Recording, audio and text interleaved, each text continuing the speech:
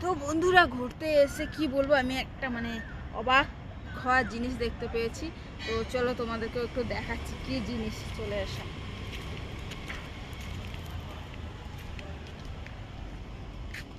তো এইদিকে দেখো শুধু এগুলো কি বলো তো বন্ধুরা, এই দেখো।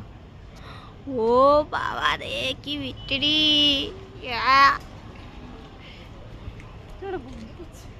তো বন্ধুরা ওগুলো কি বললো তো, কেন শুধু দেখো দেখো খালি শুধু, এই দেখো কিভাবে সব বসে আছে দেখো। মাই গড, দেখে তো এই দেখো শুধু মানে সব গাছের গোড়ায়, কেউ গাছের উপরে। এদিকে দেখো এদের মানে